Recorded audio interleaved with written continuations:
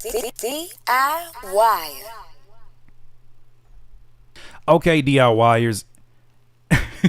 I'm just laughing. First of all, shout out to my guy Chris Lose, who's joining me for these reactions right here. Somebody who has had a beautiful and prestigious journey in radio and otherwise outside of that. I want to make sure that you know you're talking to professionals in this conversation. First of all, how you doing, Chris Lose? I'm good, man. I'm excited to sit down with you.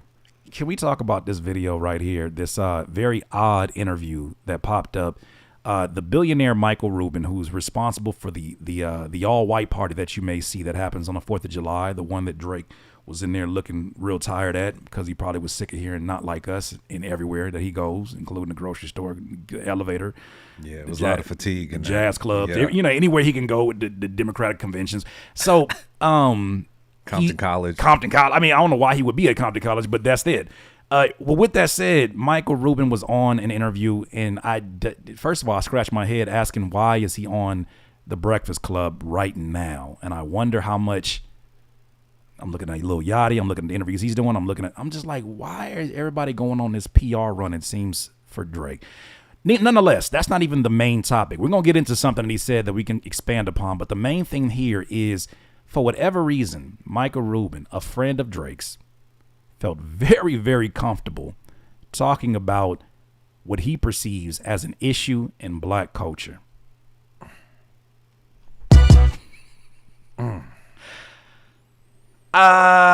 Excuse me?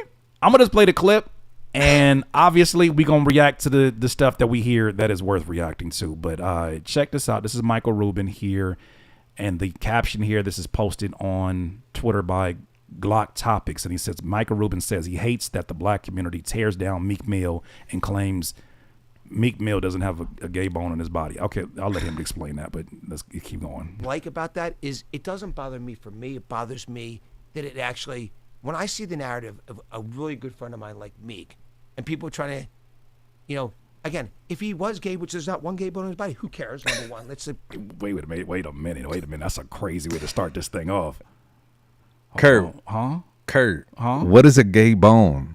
How do you identify one? How are you aware of that bone right there? That's the one. That's the one. That's the one. If you were defending me, Chris, in an interview, and you start off with that, let's not even. And how are you aware? How are you aware? He inspected it of Meek Mill's potential gay bones. Because he did some research. He went to school. He's a billionaire. Had to have. Okay. That's the answer. He's a billionaire. Got it. If people want to be gay, it is 2024. Who the fuck cares? Okay. Number two, there's not a gay bone in his body. So why do people want to lie about that? Why do people want to change a narrative, a bet he made with me to try to hurt him? That is the one thing I've learned about. Look, I'm just being blunt because it's me. It's the one thing I've learned about black. I'm not gonna lie to you. When he did that, I knew he was about to say some wild shit. When I first saw this clip, he said, "I'm not And then I'm just being blunt. This is me. I'm gonna let him cook, but I'm saying something about the way he warmed that up that had me a little bit nervous when I first seen it. That is the one thing I've learned about. Look, I'm just being blunt because it's me. It's the one thing I've learned about black culture that I don't like is that black hate on hate. Speak on that more. I heard you say that earlier, and I wanted you to. Buddy. You don't like to see black people tearing down other black people. Yeah, it's horrible. It's horrible. I want to support look. Two of you guys know me pretty well. Anything I can ever help with, I'm always there. I always want to be helpful. I feel lucky and fortunate to do what I do every day. To be as, whatever success I've had, I feel blessed to do that. And I want to give back in every way I can. Yeah.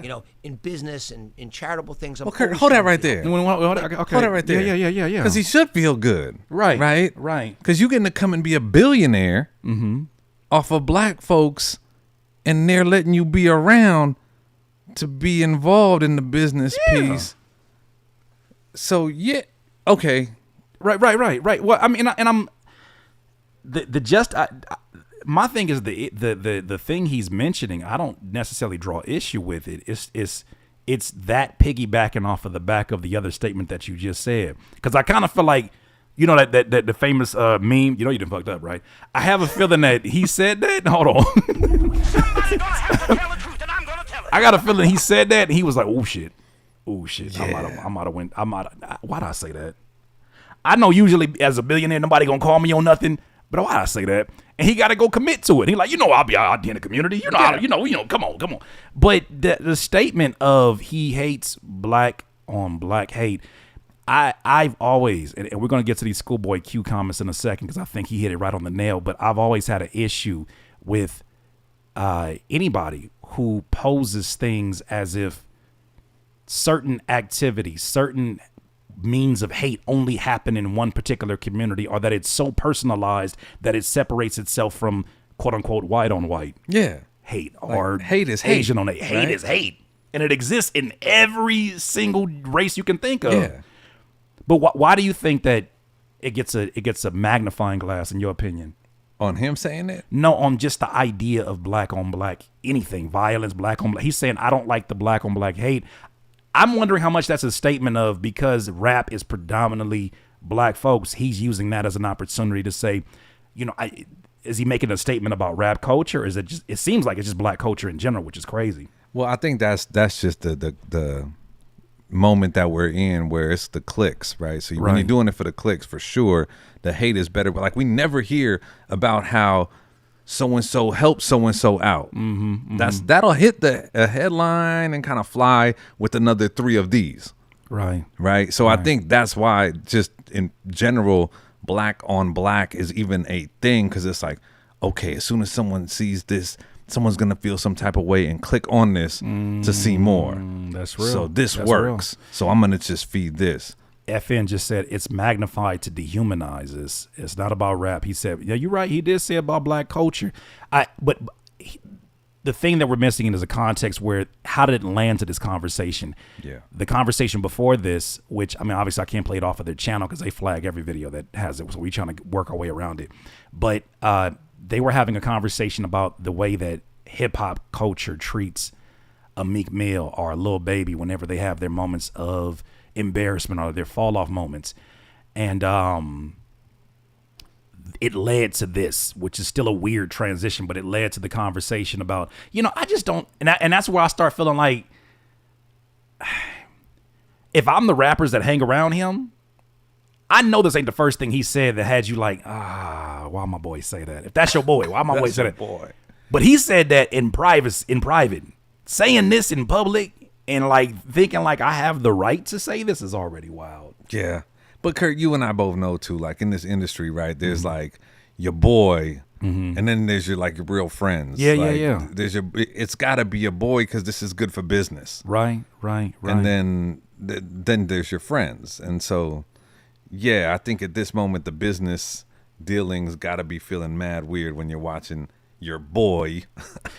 The same one that, and he explained, I'm not going to go to that clip, but he explained in that same video, it's the same one that had Meek Mill doing the bunny hops that was looking kind of wild too. Remember that? That went crazy. Wild. That was wild.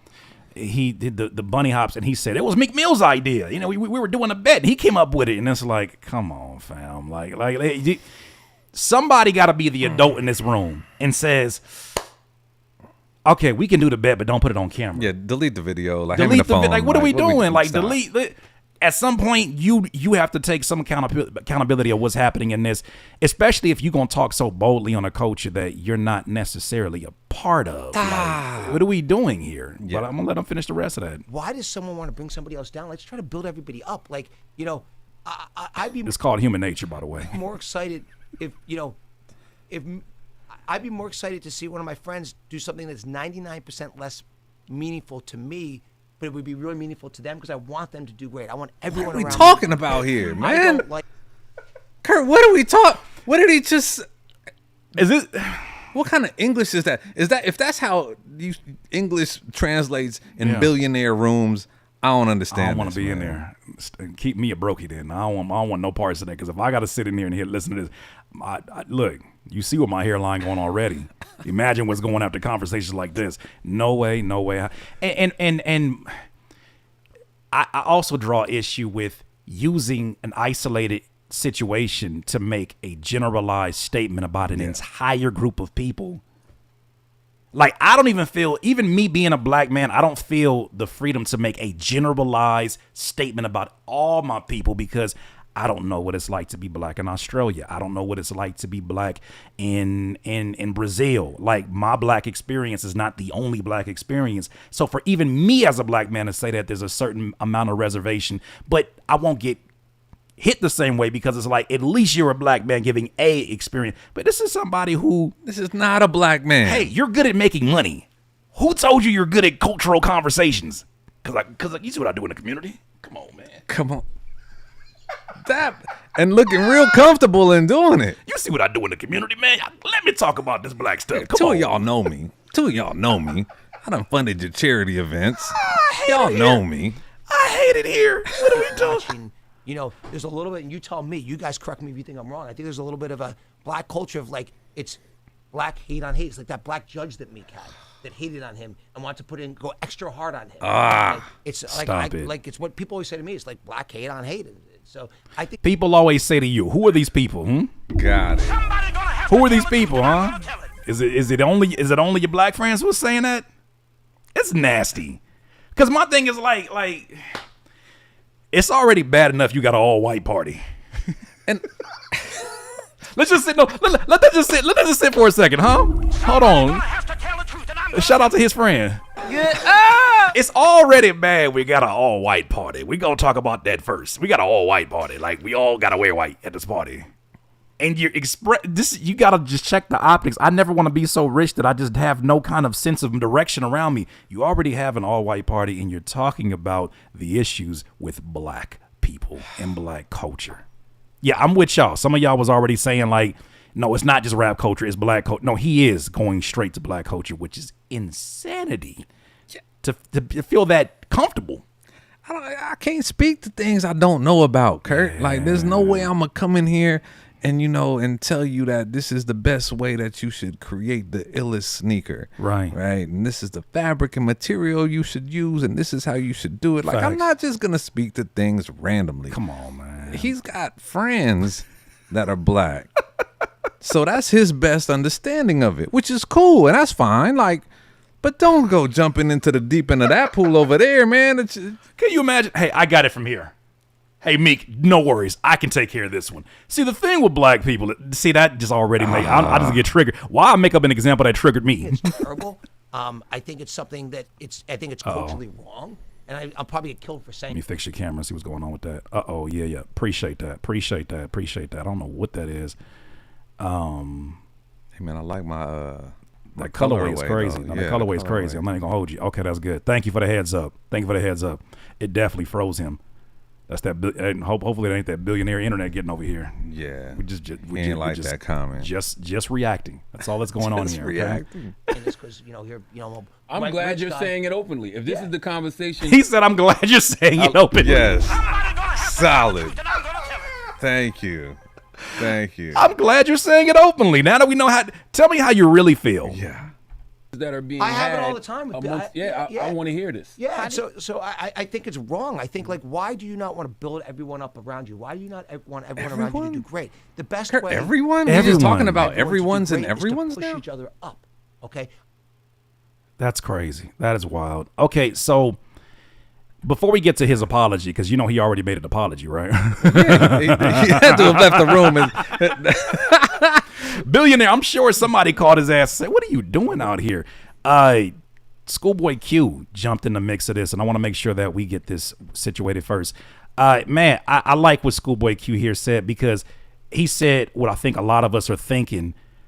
He said the quiet part out loud, and I don't care how much money somebody has made. I think this is an issue in general. This is shout out to Hip Hop DX.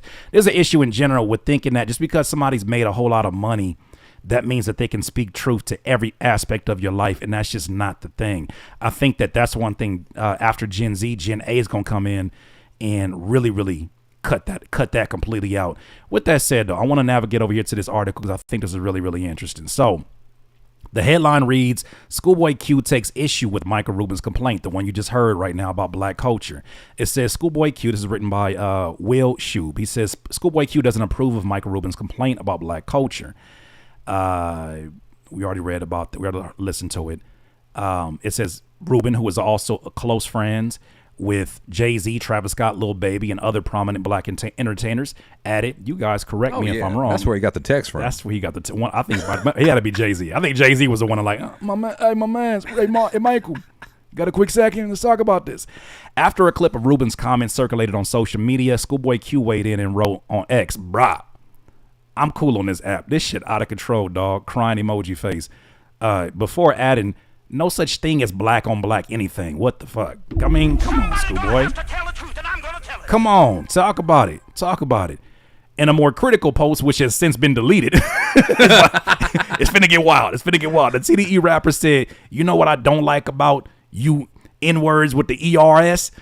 I hate when you N-ers be acting like ninjas." Crying. So yeah, he for sure got a phone call like, you gotta take that one down. That's kind of crazy. He then explained why he removed the post. "That dude look crazy, don't he?" I'll delete it. But I mean, in what he's saying, there's a lot of truth in it. Yeah, I know that might be a little extreme for some people. There's a lot of truth in that, to where it's like, bro, first of all, why do you feel so much freedom to speak on a culture that you're not a part of like that? And two, why do you think that why are you posing it as if it only exists within black culture? Yeah, that part. It's just human beings, man. Yeah. And I don't get how you are that spokesperson to have that conversation, just period. I'm a billionaire. Yeah, man. I'm the former owner of the Philadelphia 76ers. I gave you Allen Iverson. I can talk about black culture. I'm putting words in his mouth. No. Those are my words. He didn't say anything like that. With that said, let me go ahead and navigate over here. Publicly, Kurt. Not publicly. He didn't say that. I'm gonna just say this. I think it's really interesting the times we're living in. Maybe it's the political climate, but folks getting real bold. They've been bold, but they're getting even bolder about some of these things that, otherwise maybe you would or would not have had the opportunity to hear them say on such a public forum like this. But peep this out. So this was a tweet that he put out actually just today at the recording of this, and he said, "I got a phone call from one of the people I have the most respect for in the world." I'm gonna just say Jay-Z, allegedly. "They told me while they appreciate my intention, it's not my place to speak on black culture." Somebody gonna have to tell the truth, and I'm gonna tell it. Yeah. I get it, and I really appreciate the input! Exclamation point. "My intention was to say how important it is that we need to uplift each other. Stop hate on hate." Now it's we. Now it's we. Who the fuck is we? Now you're entrenched. Now you're entrenched in black culture because you talked about it. Come on, man. I just don't know I'm nitpicking, but that's the point we're at. Stop hate on each other and push each other to win, and always root for each other's success. I kind of feel like that's like a soft doubling down. Because it's hard. It's, when you a billionaire, it's hard to admit that you said something you shouldn't have. Yeah. So in that top line of, "I got a call from one of the people I have the most respect for in the world," was the, they told me while they appreciate. Right. While they appreciate. Meaning, hey man, Mr. Billionaire, sir, you are a hero. Yeah, right. You are our hero, but you really shouldn't be talking about black culture. I appreciate you telling me I had a booger on my nose. I did that on purpose, but I understand how some people can be offended by the booger that's on my nose. I'm actually going to gaslight you into believing that I was really just talking about everybody's boogers. No, that's what we're doing right now, and that's not going to work. That's not going to work. So I think it was funny because some of the reactions that we saw, one of the reactions, I try to stay away from certain things. I'm a talking code on it because, some folks have a little more aggression when it comes to the way that they strike down YouTube channels for saying certain things. But I'm going to let you read between the lines with this one. I thought this was a very interesting thing because we saw how much backlash folks like Kyrie Irving and Kanye West got for just voicing opinions about a particular group. In this one, somebody had a tweet. They had a tweet and they said, "I love the opportunity to go on a Jewish platform and tell them what I don't like about their community." Because this is not what's happening here. This is not someone from another community saying what they feel in a very generalized, in a very big paintbrush, a very wide strokes saying what they do not like about what they observe in black communities. Well, it's like the Korean homie going to like the Mexican homie's crib and talking crazy about how they cook Mexican food, right? Yeah. And you're like, you shouldn't speak to things that you're just not a part of in that way. That's a bad idea. And as a billionaire, I feel like you would know better, but apparently, all that money. Look, let me hold your money. Let me show you how to do it. I'm just playing. I don't want your money. I don't want them problems. I don't want none of that. Especially like, I don't know. I just think somebody made this point on Twitter too. Like, is this whole thing really just part of the rollout for Drake? And if it is, it's right on brand. It's right on brand because it's been so tone deaf. It's been tone deaf since Not Like Us dropped. Everything from Heart Part 6 to the Lil Yachty interviews. This just feels like more and more of a rollout, and they're just sending out the wrong people.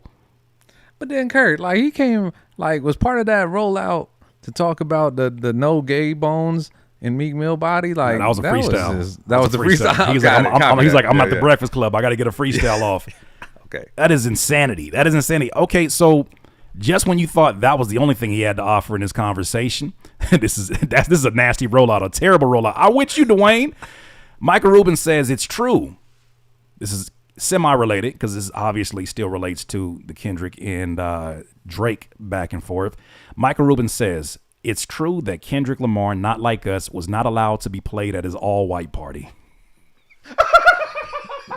I'm sorry. I read that the first time and I just read it for the facts. Now I'm reading it for the irony. And I think, hold on, let me give myself one of those. That is hilarious. Well, come on, man. Like, I mean, you're not supposed to play that record at your friend's party. But no, look, before you go there, before you go there, Chris, this is what I'm talking about. Once upon a time, they had all of us in chains, right? He goes into the whole conversation of a colonizer. And of course, the conversation that is a musical representation of some of the activity that's going on, the tone deaf activity when it comes to culture at a all white party. Yeah, that song wouldn't get played. Yeah, it's just crazy. We got an all white party. We can't play Not Like Us. I know it's called Not Like Us for a reason. No. Somebody else brought up the point. They said he basically said they didn't play it while he was there. So I'm like, did they play it when he wasn't there? 100%. Somebody got that off. 100%. Not Like Us was played on the Spotify's Rap Caviar playlist, but was quickly shut down before Drake showed up. So I guess I'm gonna let him get to this. Someone just said something to me on social media. You gotta be built for social media. You gotta be tough. For real. You gotta take shit from. One of the things people don't understand about my personality, I actually like the abuse. It doesn't bother me at all. Look, Drake is an iconic artist that we all have tremendous respect for.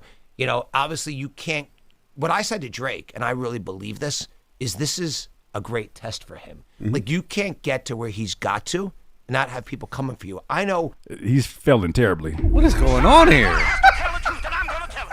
Kurt, I don't understand what I'm seeing right now. This man is just going. No accountability. It's just I have yet to see anybody that is aligned with him. And this has been my issue the entire time. Like, y'all can call me a Drake hater all you want. My issue has been everybody who has shown up to say something on his behalf has not tried to dismiss any of the points of contention that came from the songs like Meet the Grams and that came from Euphoria, that was building a character story for who he is. They've all came out and argued points that nobody else was talking about. Nobody ever said he's not a legend in the music and what he's doing. Nobody ever said he's not great at making music. That's not what we're talking about. But sitting up here and acting like this is just merely a test. No. This is an opportunity to do some soul searching. I don't get why they don't see. I mean, and I guess when you're in the bubble, you're in the bubble. But they're trying to like this ain't no Scantron. The Scantron got the Scantron no longer work using a number 4 pencil. But I think when you're a billionaire, you only see things that way. I guess that's part of the success. It's all mathematical, right? And it's all like numbers and like, that's all right. This is the test, but you're still that guy. You're going to be all right, buddy. That's how that works. I don't know, I think man. so. Like he's being a real friend right here, Kurt. You know, this is him being a real friend. Look, I you know what? I'm at a place in life where I don't. If these are real friends, I don't need these real friends.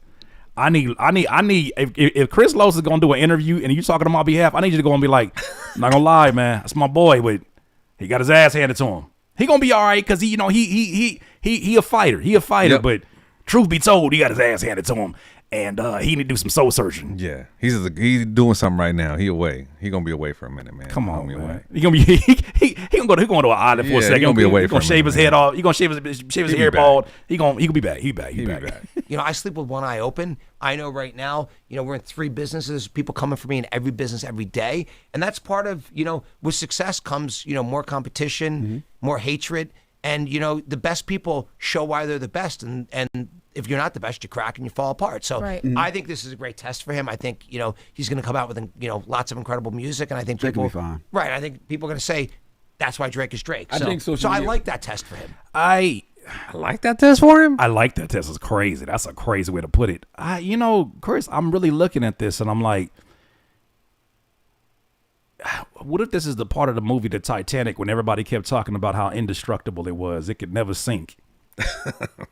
What about if this is the part of the movie where people didn't realize like this, even if he does come back, which I do believe he will come back with a strong amount of music. 100 gigs wasn't enough of that video stuff that he did with the last drop. But I think he'll come back with strong music, but I think that the damage is already done. The damage was already set in motion, I believe, through his interactions, his issues with Joe Budden at one point, his issues, of course, with Pusha T was a huge blow to his legacy. And I think this right here was just, there are questions that you can't just, like, you're not Kobe, bro. You can't just score 81 points and then we forget about all the stuff he had legally going on because it's like, yo, like we like he's really one of the great. You can't score 81 points out of this situation, brother. Like you have to address some of these things because if you don't, it's just going to show all of this stuff is right. How tone deaf and how much you're ignoring these cultural conversations that are happening. And like, I mean, I don't think like I'm a fan of music. I love all the different elements and creative everything that we get to hear. Right. I'll use his term, the creative bones in people's bodies, man. They're beautiful, right? I'm glad you said creative bones. The other one was crazy. So I love getting to see that like in a grand way.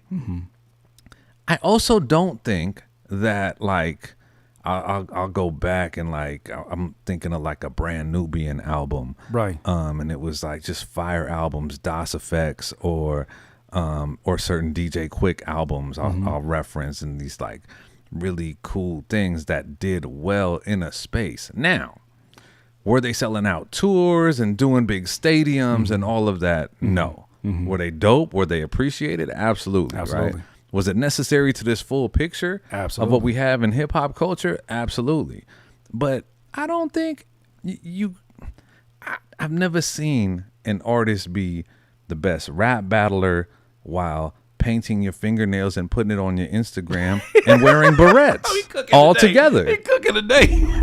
Like, you shouldn't be able to be a goon, right? Like, Right. that's kind of crazy. Like, I don't know. Like, I could be a goon around the goons, but then when I go do a late night TV show, I'm like, it's just weird to me. I Like, really enjoy, and you don't I have to be all enjoy that. wine spritzers, and I just think that it's okay. I think guys should just drink wine spritzers. Like, I'm with you. I'm with the And then go drink a 40 in the hood in Compton. after having your wine spritzer. at a game video in Compton. Yeah, like, and no, it's- and there's nothing to get your nails done, man. That's, do what you want to do. But you gotta stick to one of his identities. But don't be mad that you can't be in this thing over here. Like, you at the all white party, bro. Go to the all white You party. know what? Enjoy yourself at that all white party. Enjoy have your spritzer, man, at the Hey. white party. Don't get any of the other of the spritzer on your shirt. You can't go to Tam's Burgers, but you can get your spritzer at the white party. You all know you cooking today. We're cooking today, huh? Right, that's Oh, where we I at. didn't- That's- I come on. didn't realize you brought some ribs with you. You brought some ribs. We're cooking today. That is hilarious. And you know what's crazy is that every time and you would think that he understands the pattern as it is. Every time somebody comes out and says something that does have an ounce of shredded, you can tell like they're just putting on extras. Somebody else comes out who, and this is funny because this individual we talked about last week, but this was somebody that at the beginning of the battle, some of y'all may remember, Drake actually linked up with Sauce Walka, and he linked up with him, and it seemed like he was trying to get, you know, all his soldiers in order and trying to get his allies on point, because he knew he was about to engage in some warlike activities.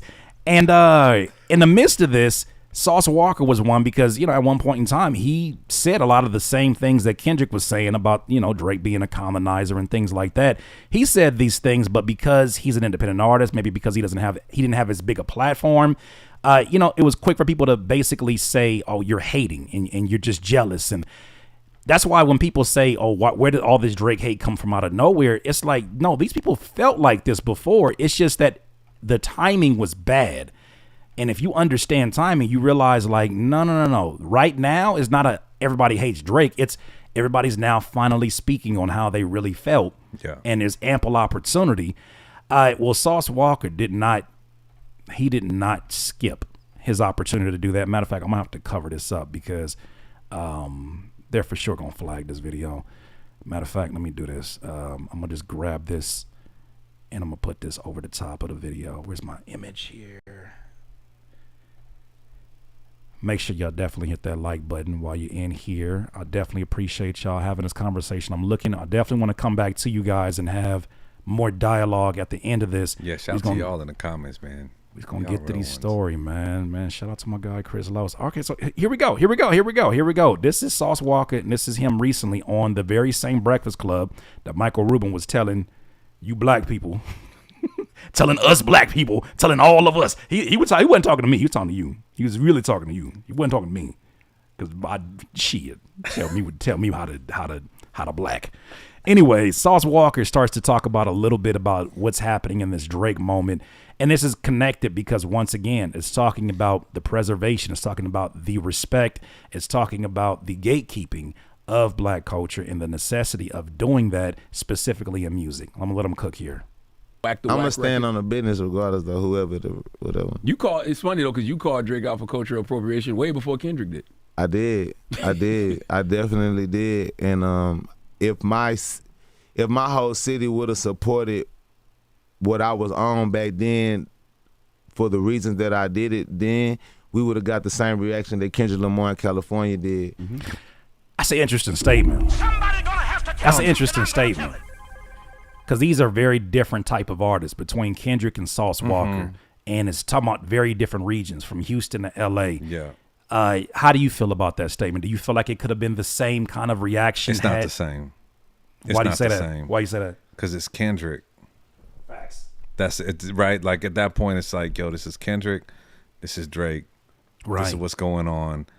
The big three reference, right? Like, no disrespect to Sauce, but it's like, yo, that you weren't in that conversation either. Mm-hmm. I hear what he's saying about his city, and I think I really get what he means. Right. But I don't think that cultural moment was like that type of a thing. Yeah, and there's too many factors, too many variables. I'm with you. I think the variables include, of course, the music itself. It includes the artist. It includes also, like, we've seen him in diss opportunities. We've seen him like get his bars off and diss somebody. Mm-hmm. With Kendrick, we kind of just saw subs. We didn't see him do. We saw a control verse. We saw what that looked like. Yeah. But even that was like, I'm calling out everybody. That was almost like his version of a How to Rob by 50 Cent. So we never saw what it's like when it's just 1-to-1 and he's in that kind of environment, because that brings out a different type of beast in the competitors there. So I think that was a factor. I also think the region is a factor. And although I don't know a whole lot, as much as I know about LA culture for being from out here, I could say that because of what the region needed, there was a certain amount of timing that this was being prepared for. Yeah. And I think it even goes all the way back to when LA lost Kobe, when LA, and today's actually Nipsey Hussle's birthday, man. Rest in peace of Nipsey Hussle. The original DIYers. But after the loss of Nipsey Hussle and all the amazing things that he did in the community, it left a black eye, left a black cloud over the city. And especially when it came to music, even the way that people were treating LA artists. I remember hearing how they call them regional and how they say that your sound can only exist out there. Nobody's really trying to hear that West Coast shit, is what I used to hear people literally saying, like, you guys go back. I have a video on my channel where I'm talking about how to make a West Coast beat. Go look at some of those comments that were 2 years, 3 years ago and see see why it's so funny to me to see the love affair people have right now. I think there's a lot of people who are genuine, but I think that once again, another factor of why it's different with Kendrick is that the city was already needing a moment like this, and it was already on the way. It was already on the way. So I think a lot of things are different. But maybe he means that the importance it would have been for the city. Who knows? Well, and there's a thing too, like, Kurt, we out here, right? So it's like there's just an energy of like, man, if you're in the business, and I've been in just too many rooms where you always hear that, like, oh yeah, this artist is really cool and they're great and boom, boom, boom. They're from the West, but they don't sound like they're from the West Coast. That's nasty. Oh, I hate that. Oh my gosh. What does it mean? What does that mean? Why are we making a separation? They're from the West, but they don't sound like this. So are they supposed, right? Which makes you go, so is the West supposed to sound like NWA, Eazy-E, Snoop, that, right? Nip, YG, right? That, Mustard, on, you know what I mean? Right. That, like, and I love what Mustard did. Like, and Mustard is, as a producer, is just fire. Yeah, like, absolutely. So but that thing, that West Coast, they don't sound like. It's nasty word. And they say it in a good way.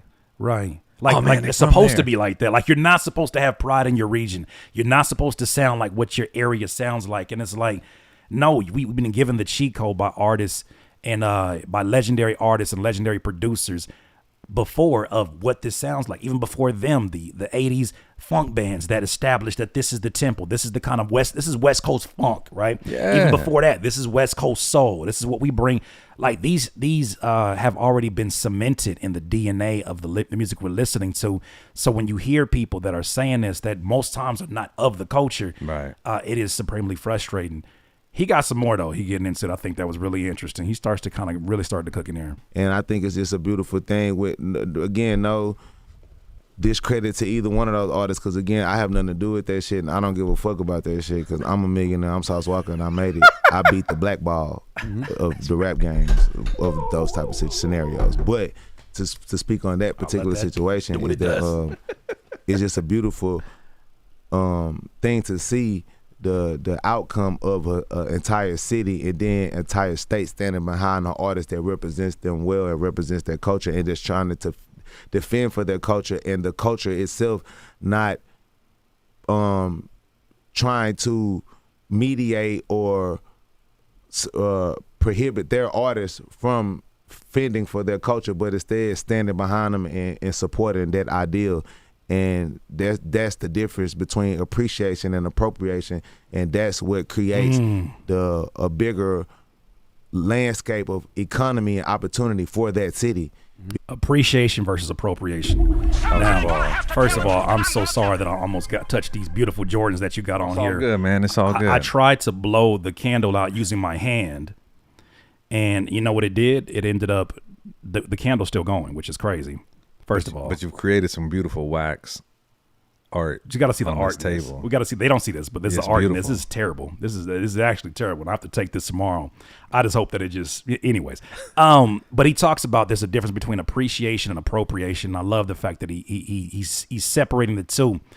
I think this also goes back to the original Michael Rubin comment, in that do people start to, when they get comfortable in their appropriation, right? Because you're not, even though you invite folks who represent mainstream rap, right, and to an extension hip hop culture to your event, doesn't necessarily mean that qualifies you now to speak with as much confidence as you can, not only about the music, but about black people. Yeah, it's weird.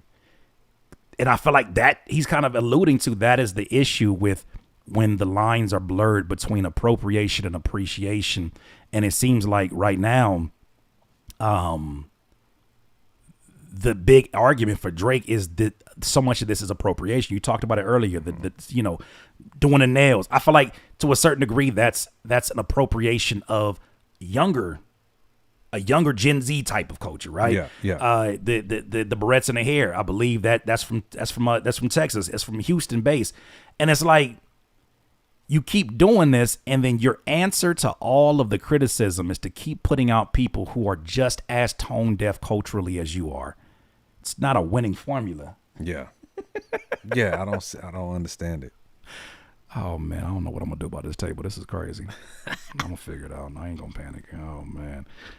All right, I think it's towards the end now. Because regardless of New York is the same way. If somebody was to come to New York and try to appropriate New York culture and style and not give back to it, like I don't know who's a good example to use, but because nobody does that in fucking New York. Nobody come to New York and act like a battle rapper or act like a lyricist or act like a fucking drill rapper and then don't do music with the drill rappers. Don't come rap with. You cannot do that. It doesn't make sense. You can't. When everybody was doing this shit and doing that little Jersey dance, nobody from around the world did that dance or made music on that sound frequency without acknowledging that it came from those places or bringing those kids from New Jersey on stage. Or and the East Coast is gonna govern that. The South was in Texas, Houston especially, was supposed to govern that. And you know what I'm saying? It's cool because somebody got to do. So look, shout out to him speaking so bluntly on that, because he's basically saying, I don't have a dog in this fight. Like, I'm not getting a feature from Drake. I'm not getting a feature from Kendrick. Yep. I'm not looking to play no political game. I just love the landscape that we're in right now in general, and that it feels like there's a lot of people who are speaking really bluntly about their true beliefs in their passion, and I believe just their opinions about how things are going on, even when it's disagreeable. Like, I don't like the Michael Rubin statements at all. I do like that it's been said, and that we can stop acting like it's an invisible thing and that people don't have these inherent biases. Yeah. I'm glad that it happened on a Breakfast Club, because it's like, even Charlamagne kind of said it. He was like, wow, like, I'm glad that you're actually saying that out loud. Yeah. Instead of trying to make it like, oh no, I'm on code, guys. I'm on code. I know what you got. I know what it is. Like, I know about black culture. And it's like, no, you're showing just how disconnected you are. And to me, it just continues to support the narrative. And this is why I have continued to make stories that are related to this Drake situation, because I think it's really interesting how it's not only exposing sort of the tone, these are my views only, right? The tone deafness of a Drake when it comes to hip hop culture, when it comes to black culture and American culture, I should say. The tone deafness is in his approach to how he finds a way to appropriate instead of just appreciate, how he goes and, habitually crosses that line. But it shows an issue with character. Yeah. And the people around you are blatantly mirroring the same issues with that. What are some final thoughts you got on this before we go ahead and take it back to the audience here? In just a simple space of arrogance, it's like, wow, man, that takes a lot of like arrogance to where you feel like I can speak this way about a space that I do not live in, but I'm fortunate enough to be around and make a killing financially by being around. And the arrogance and the ego that takes to talk like that, right, is something, man. Fortunately, I don't have them friends, so thank God, right? What are you talking about? DIYers, those are our thoughts. Let us know what you think. DIY. One down. There you go.